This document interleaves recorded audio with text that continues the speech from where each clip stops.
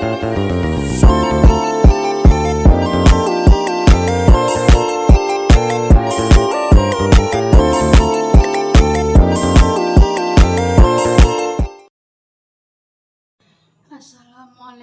warahmatullahi wabarakatuh. Saya akan memaparkan materi yang ketiga, yaitu materi yang berjudul My Nursery atau yang biasa disebut MN pada kelapa sawit. Pembibitan My Nursery atau MN yaitu transplanting ke My Nursery dilakukan pada bibit yang berumur 3-4 bulan atau memiliki 4-5 helai daun. Persiapan tempat untuk menyusun seluas 1 hektar dilakukan dengan tenaga manusia dengan cara pembersihan lahan, bebas tunggul, dan juga lahan dapat disusun pada polybag besar. Untuk norma kerjanya yaitu tenaga kerja yang dibutuhkan untuk persiapan lahan pembibitan utama ini biasanya dibutuhkan sebanyak 70-80 HK.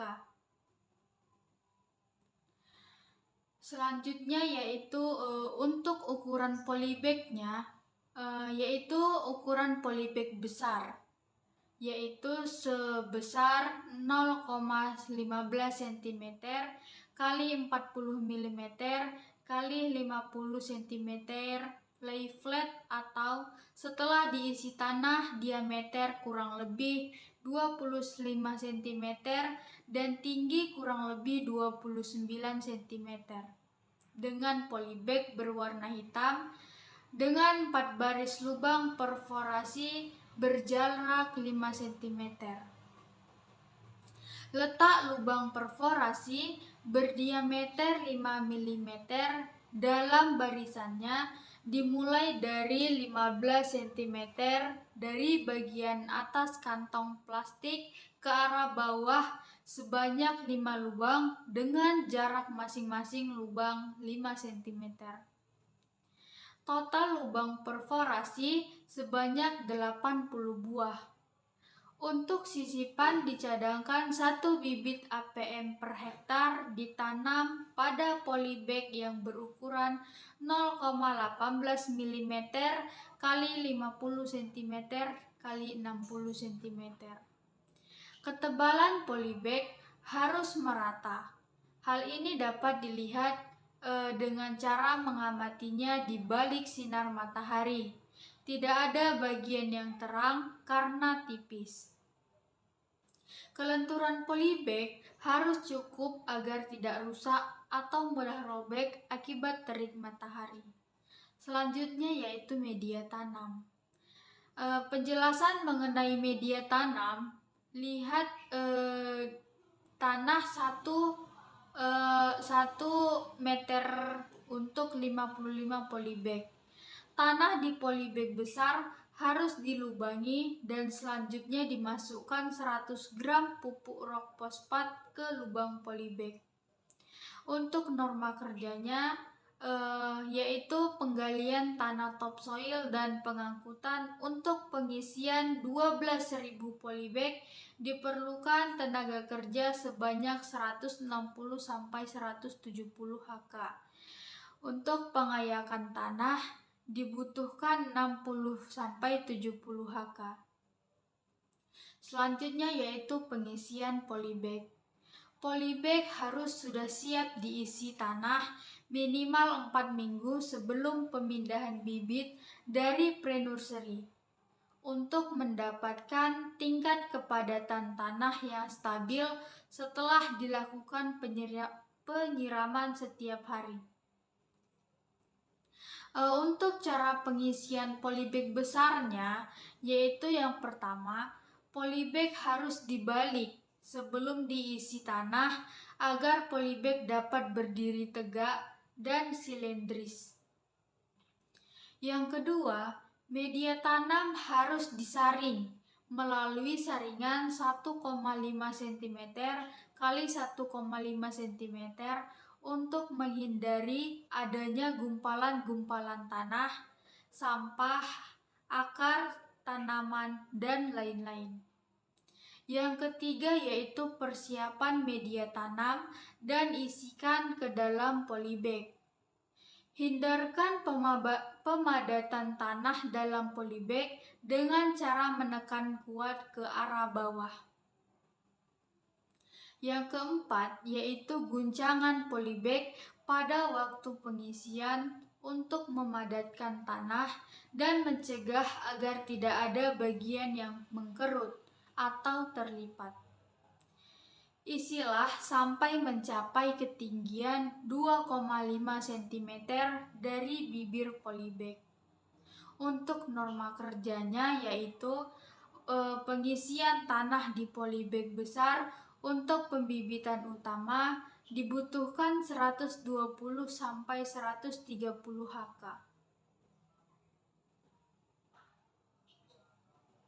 Selanjutnya yaitu penempatan polybag. Bibit ditanam dengan jarak tanam 90 cm segitiga sama sisi.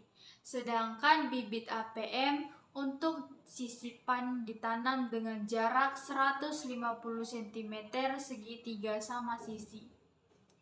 Untuk dapat menempatkan polybag dengan rapi, terlebih dahulu lakukanlah pemancangan di dua sisi petak dengan menggunakan alat meteran dan kawat licin atau bisa juga dengan tali rami dengan menggunakan bahan cat dan anak pancang.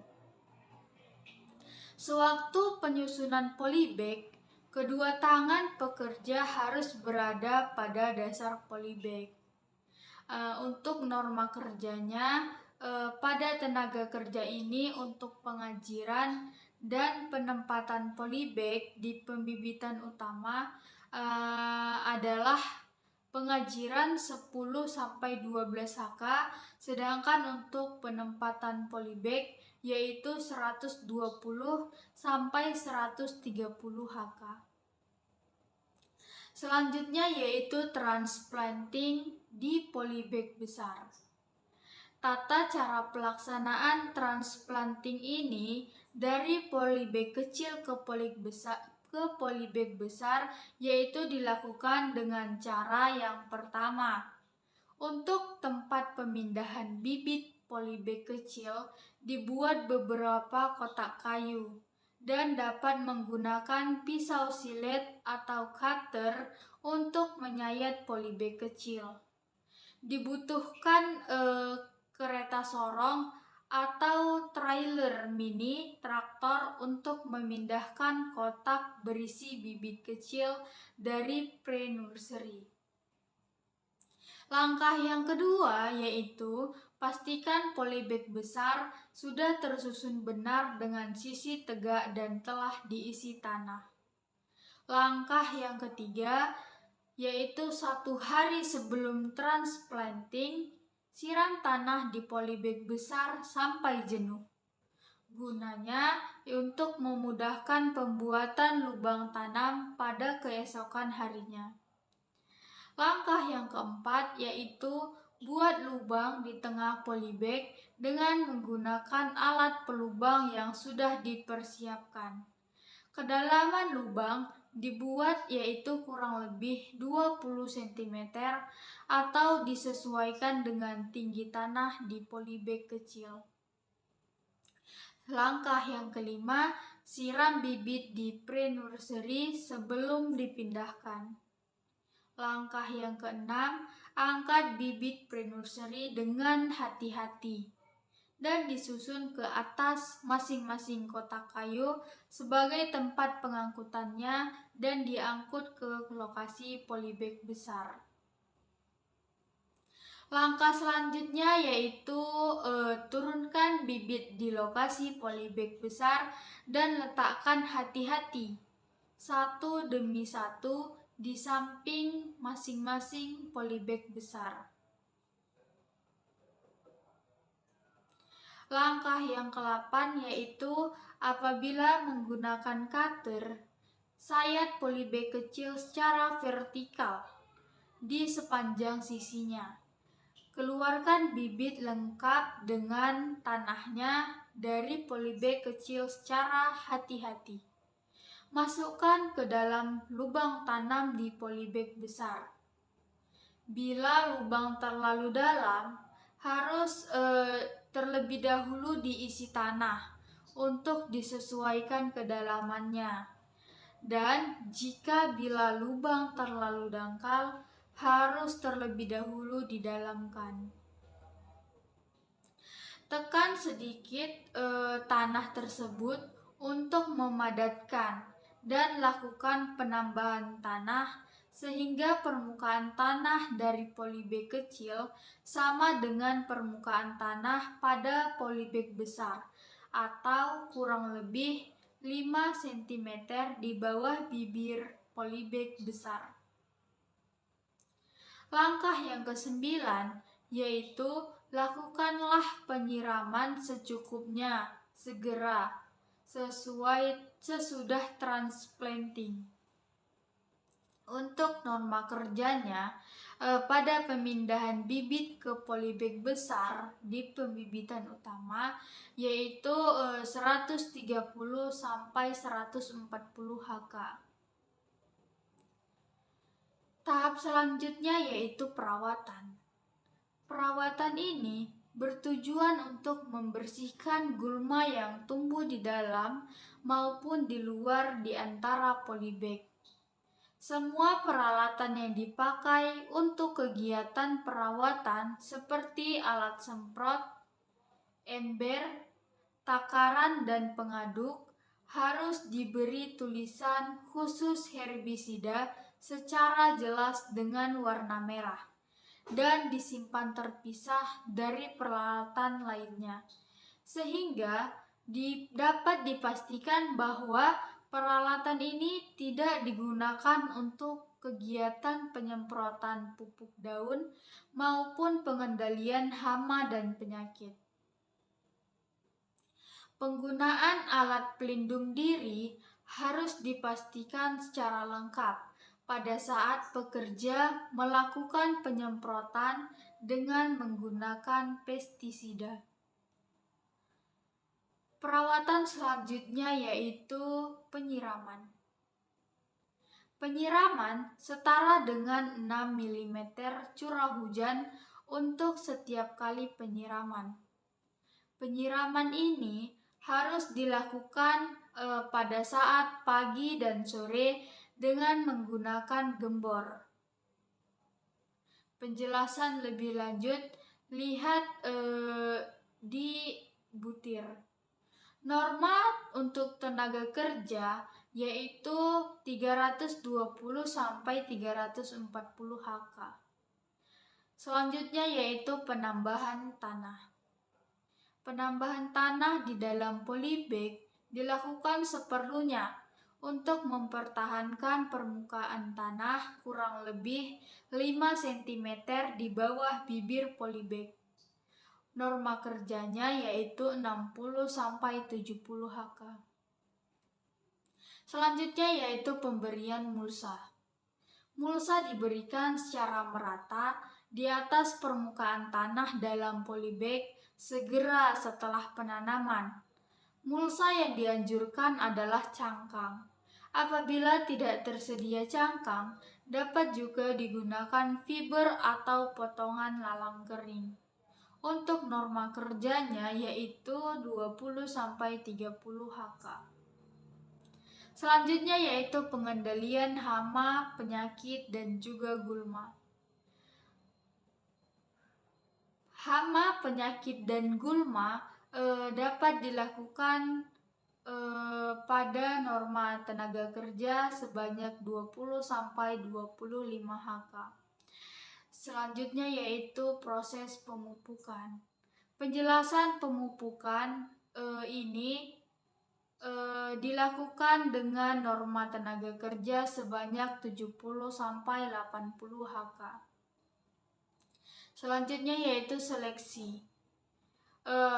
memastikan bibit yang ditandai sesuai dengan kriteria akhir, dan unit head melakukan cross-check untuk memastikan sebelum dilakukan akhir. Seleksi dilaksanakan dengan tahapan pada umur bibit 6 bulan, 9 bulan, 12 bulan, dan juga pada saat persiapan pengiriman bibit ke lapangan. Tata cara pelaksanaan seleksi bibitnya yaitu yang pertama, berikan tanda dengan cat warna putih di polybag setiap bibit akhir atau abnormal. Yang kedua, unit head memastikan bibit yang ditandai sesuai dengan kriteria akhir. Yang ketiga, catat dan buat berita acara semua bibit yang diakhir.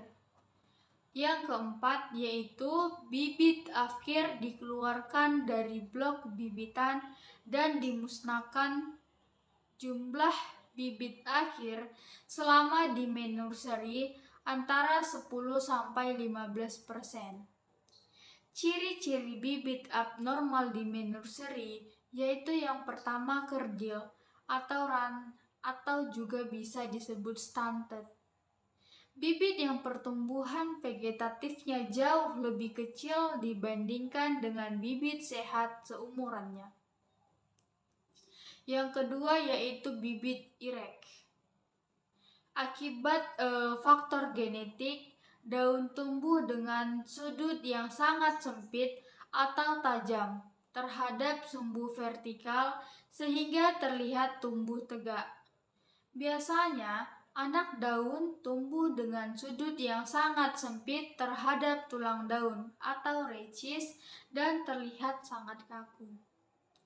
Yang ketiga yaitu bibit yang layu dan lemah atau limp. Pelepasan dan helai daun terlihat lemah atau layu. Penampilan bibit secara keseluruhan pucat dan pertumbuhan daun muda cenderung lebih pendek dari yang seharusnya. Yang keempat yaitu bibit flat top.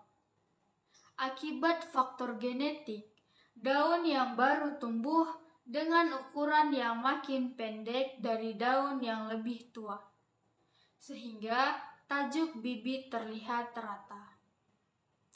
Yang kelima yaitu short internode. Jarak antara anak daun pada tulang pelepah atau rachis terlihat sangat dekat dan bentuk pelepah tampak pendek. Yang keenam yaitu wide internode, yaitu jarak antara anak daun pada rachis terlihat sangat lebar. Bibit terlihat sangat terbuka dan lebih tinggi dari normal. Yang ketujuh yaitu anak daun yang sempit atau narrow leaf.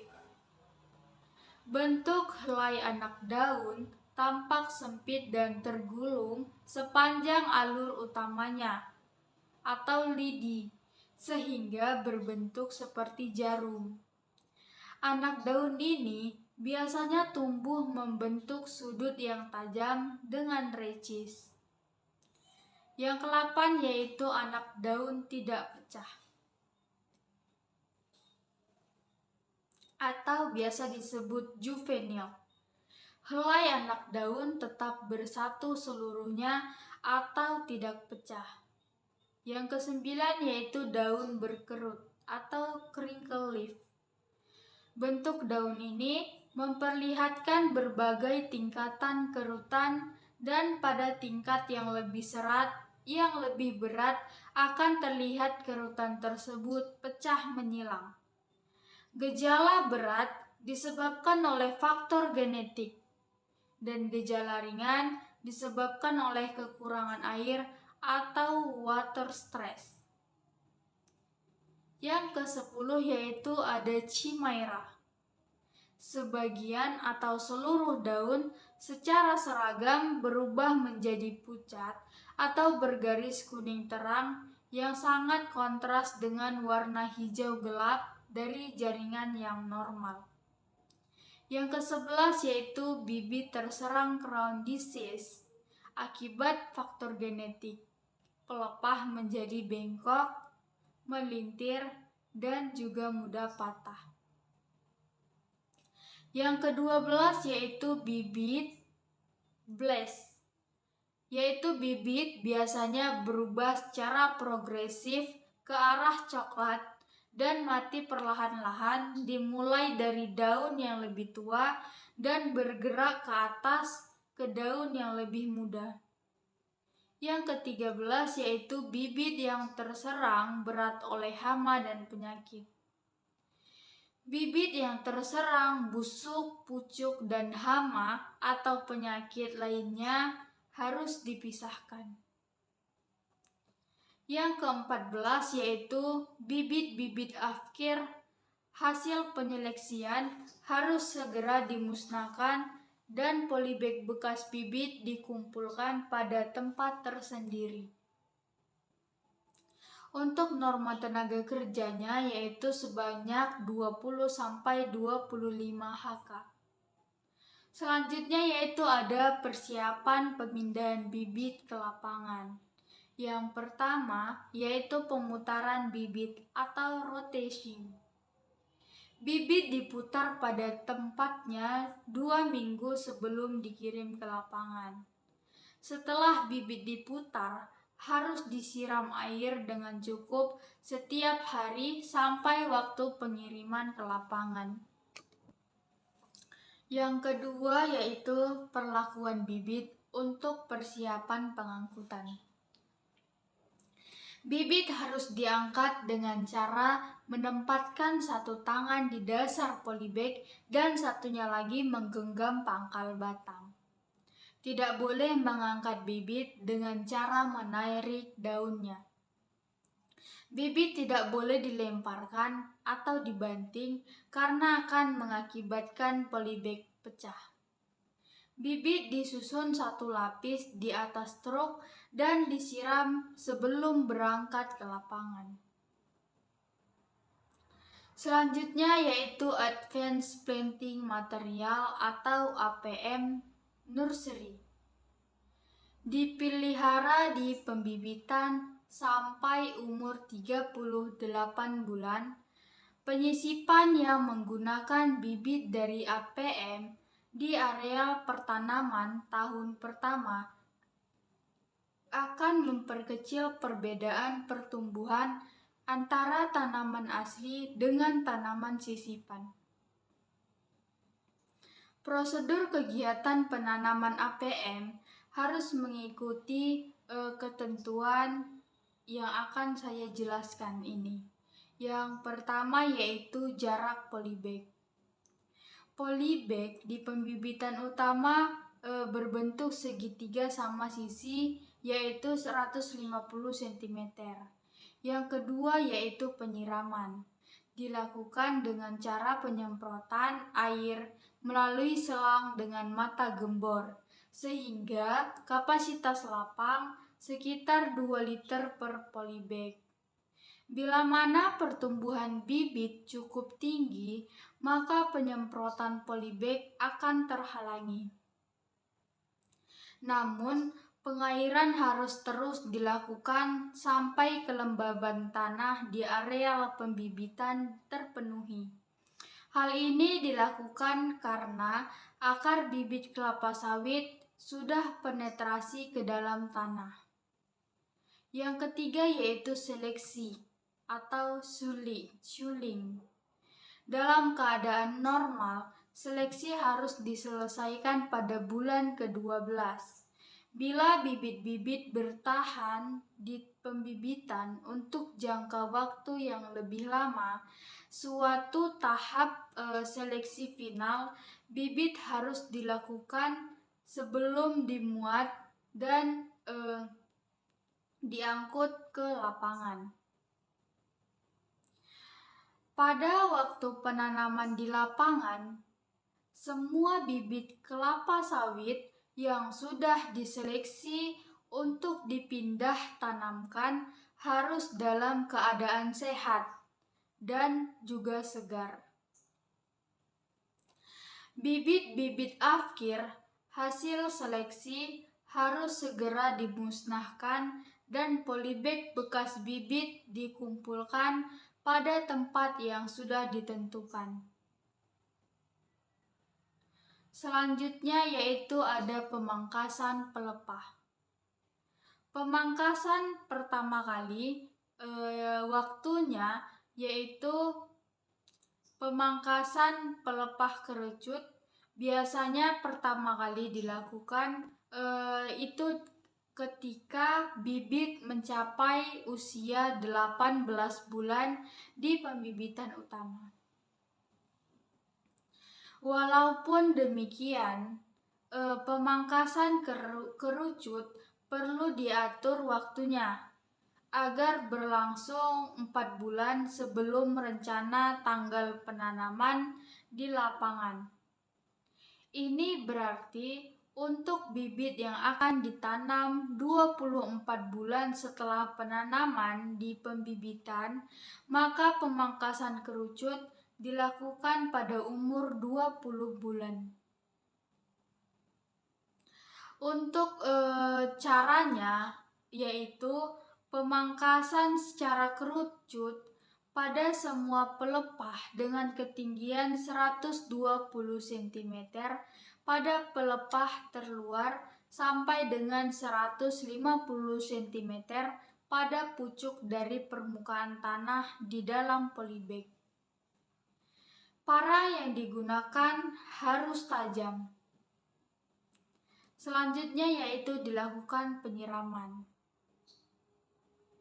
Penyiraman yang cukup dibutuhkan sesaat setelah dilakukan pemangkasan kerucut.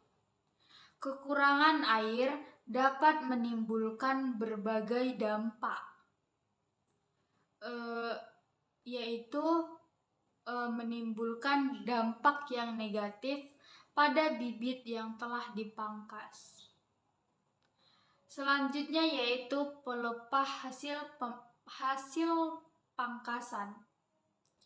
Pelepah hasil pangkasan diletakkan antara polybag bibitan. Namun, jika jumlahnya berlebih, sebagian dapat dibuang keluar ke areal pembibitan.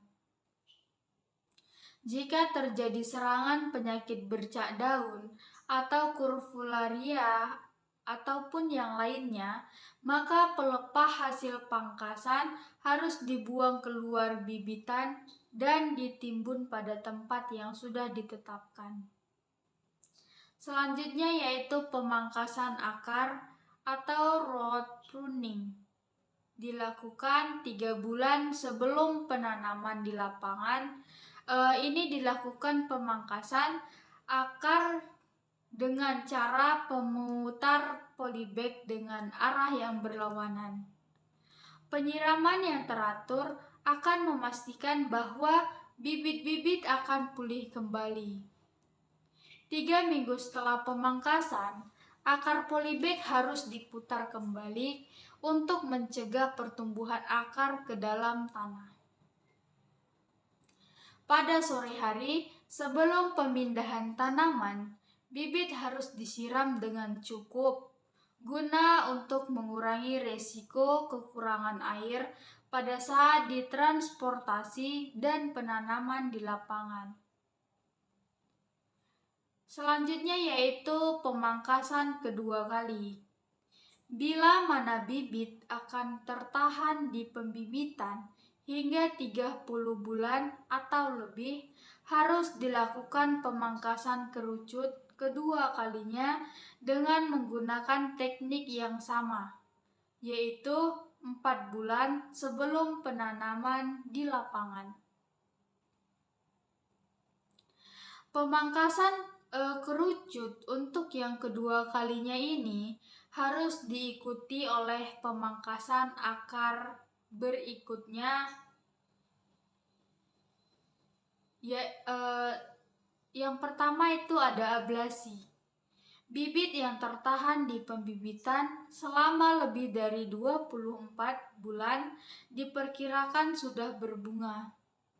Bunga ini harus dibuang pada saat pemangkasan, yaitu pada saat pemangkasan pelepah.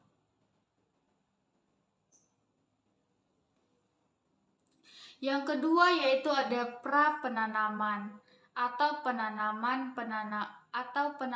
APM di lapangan harus dilakukan pada saat musim hujan. Penanaman pada periode musim kering yang sudah diperkirakan harus dihindari. Sesaat sebelum dilakukan pindah tanam, pelepah bibit kelapa sawit harus diikat dengan menggunakan tali rafia pada 2 titik. Upaya ini akan memudahkan pemuatan dan pengangkutan bibit tersebut ke lokasi penanaman. Bila mana terjadi penundaan antara pengangkutan ke lokasi dan penanaman di lapangan, bibit kelapa sawit harus disiram lagi hingga mencapai kejenuhan. Selama proses penanaman, harus diteliti bahwa tanah di sekeliling bibit telah dipadatkan. Saat pemadatan tanah, tali rafia yang digunakan dilepaskan sehingga pelepah-pelepah dapat kembali ke posisi alaminya.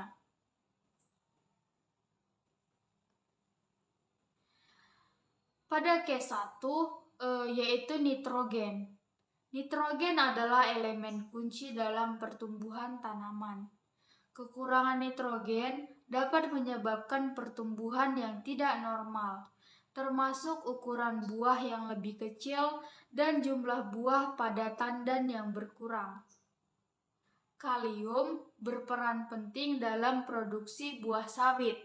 Kekurangan kalium sering menyebabkan buah yang kecil dan tidak sempurna. Selain itu, tanda visual seperti daun tua yang menguning atau nekrosis mungkin terlihat pada tanaman yang kekurangan kalium.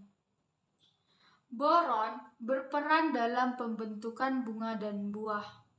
Jika kekurangan boron dapat menyebabkan deformasi pada bunga dan buah, yang pada akhirnya berdampak pada kualitas dan jumlah buah yang dihasilkan dalam satu tandan. Magnesium dan fosfor, unsur ini juga berperan dalam proses fotosintesis dan perkembangan buah. Jika kekurangan kedua unsur magnesium dan fosfor dapat menurunkan produktivitas tanaman dan kualitas tandan buah segar. Untuk kondisi lingkungan, yang pertama yaitu curah hujan yang tidak mencukupi. Tanaman sawit yang bergantung pada ketersediaan air yang cukup, terutama selama fase pembentukan buah. Kekurangan air akibat musim kemarau yang panjang atau kurangnya sistem irigasi dapat menyebabkan pembentukan buah yang tidak sempurna. Yang kedua yaitu panas berlebih.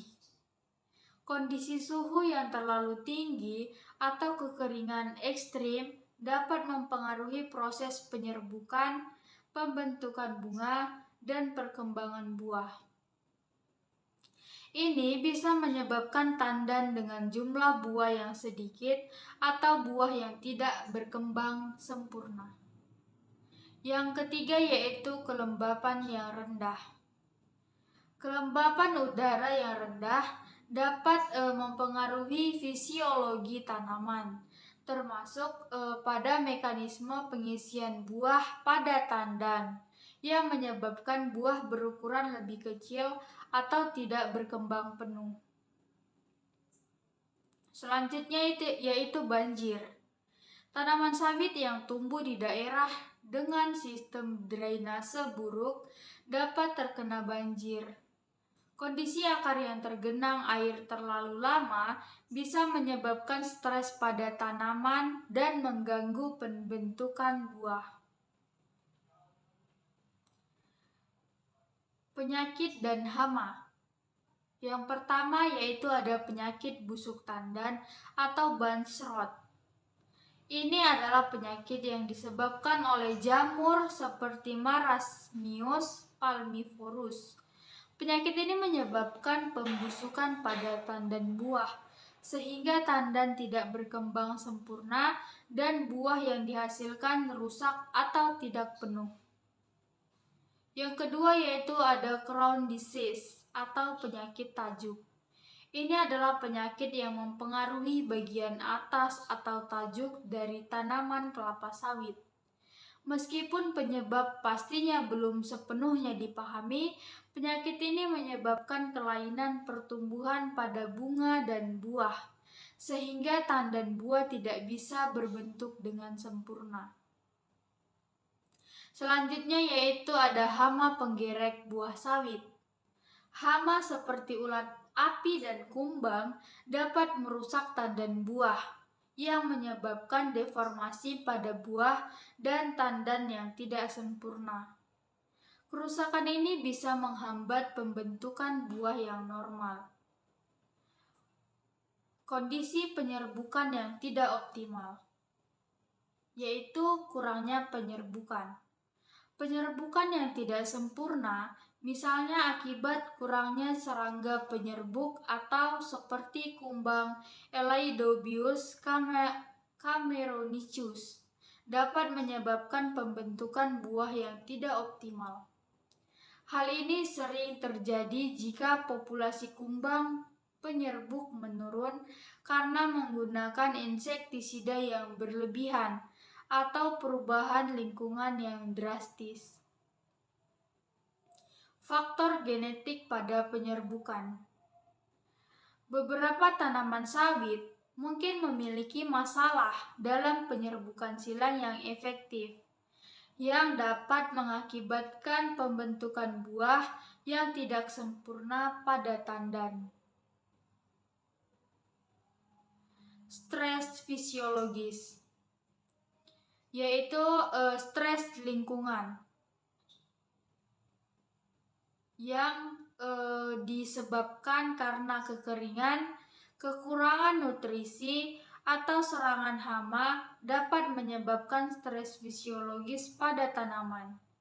Tanaman yang mengalami stres mungkin tidak mampu mengalokasikan sumber daya yang cukup untuk mengisi buah secara optimal, sehingga tandan buah yang terbentuk tidak penuh. Selanjutnya stres akibat pemangkasan atau pemeliharaan yang salah. Pemangkasan daun yang berlebihan atau tidak tepat waktu dapat mengganggu proses fotosintesis, mengurangi produksi energi yang dibutuhkan untuk pembentukan buah. Selanjutnya yaitu perawatan pada fase TBM yang kurang tepat. Periode tanaman belum menghasilkan atau TBM sangat krusial untuk pembentukan struktur tanaman yang kuat. Kesalahan dalam pemeliharaan selama fase ini seperti pemupukan yang tidak memadai atau penanaman yang terlalu padat dapat berdampak jangka panjang terhadap produktivitas tanaman saat memasuki masa menghasilkan atau TM. Tanaman yang terlalu padat. Jika tanaman sawit ditanam terlalu rapat, ini bisa menyebabkan kompetisi antara tanaman untuk air, cahaya, dan juga nutrisi. Kompetisi ini dapat mengurangi produktivitas buah per tanaman, termasuk menyebabkan buah yang tidak penuh atau tandan buah yang tidak sempurna. Pengelolaan pemupukan yang tidak tepat, yaitu pemupukan yang tidak sesuai dengan kebutuhan tanaman, baik karena frekuensi yang tidak tepat atau jenis pupuk yang tidak sesuai dapat mempengaruhi perkembangan buah. Pupuk harus diberikan secara konsisten berdasarkan hasil analisis tanah dan jaringan daun untuk memastikan bahwa tanaman menerima nutrisi yang cukup selama seluruh siklus hidupnya. Varietas benih yang tidak unggul, yaitu kualitas benih. Jika benih yang digunakan pada awal penanaman bukan varietas unggul, ini dapat mempengaruhi produktivitas dan kualitas buah. Ada beberapa varietas sawit yang memiliki kapasitas produksi yang lebih rendah atau lebih rentan terhadap penyakit dan kondisi lingkungan tertentu. Yang pertama yaitu benih illegitimate, yaitu penggunaan benih yang tidak bersertifikat atau benih yang berasal dari sumber yang tidak terpercaya bisa menghasilkan tanaman dengan performa suboptimal.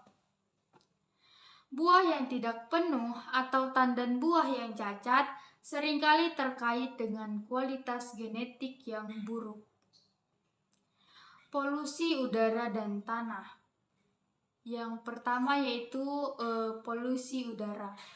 Polutan dari aktivitas industri atau kendaraan bermotor dapat mengganggu fotosintesis dan metabolisme tanah, terutama jika perkebunan berada dekat dengan area industri atau kota besar. Yang kedua yaitu kontaminasi tanah. Tanah yang tercemar oleh logam berat atau bahan kimia berbahaya dapat menghambat penyerapan nutrisi tanaman dan menyebabkan pertumbuhan abnormal. Misalnya limbah pabrik yang mencemari air irigasi atau tanah bisa merusak sistem akar sawit dan mempengaruhi hasil buah. Penyakit fisiologis, yaitu yang pertama ada metabolic stress. Beberapa tanaman sawit mengalami apa yang dikenal sebagai fisiologi metabolik, di mana mereka tidak mampu mengelola sumber daya internal mereka secara optimal. Ini dapat disebabkan oleh stres lingkungan jangka panjang yang tidak langsung, seperti kekeringan, banjir, atau fluktuasi suhu ekstrim.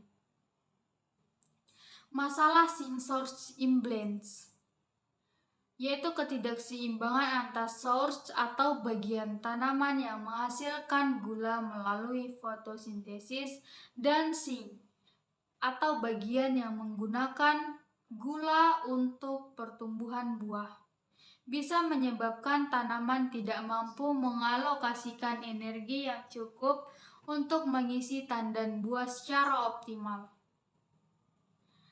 Pengaruh fisiologi bunga betina. Yang pertama yaitu sterilitas bunga betina.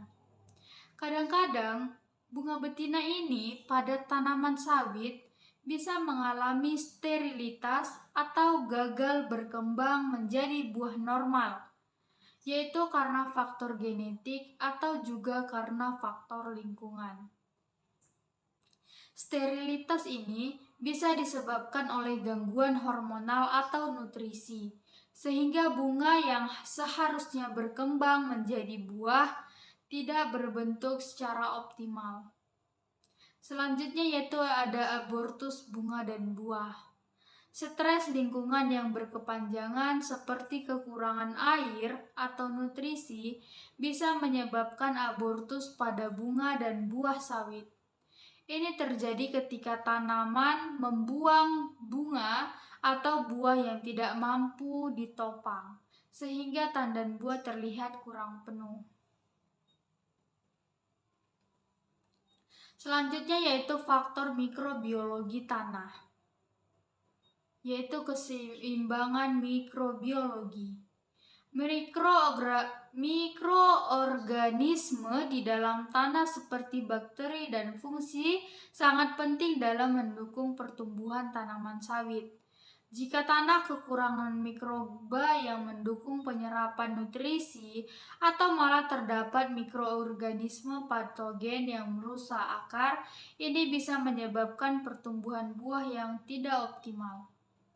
Selanjutnya yaitu ada mycorrhizae. Fungsinya yaitu adalah jenis jamur yang berasosiasi dengan akar tanaman untuk membantu penyerapan fosfor dan nutrisi lainnya. Jika Jika mikorizai di tanah hilang atau jumlahnya menurun, tanaman mungkin mengalami masalah dalam penyerapan nutrisi yang dibutuhkan untuk perkembangan buah. Pengelolaan gulma yang tidak tepat, yaitu yang pertama persaingan dengan gulma. Gulma yang tumbuh di sekitar tanaman kelapa sawit dapat bersaing untuk mendapatkan air, cahaya, dan nutrisi. Jika gulma tidak dikelola dengan baik, tanaman sawit mungkin tidak mendapatkan cukup sumber daya untuk memproduksi buah yang penuh dan sehat. Selanjutnya yaitu herbisida berlebihan.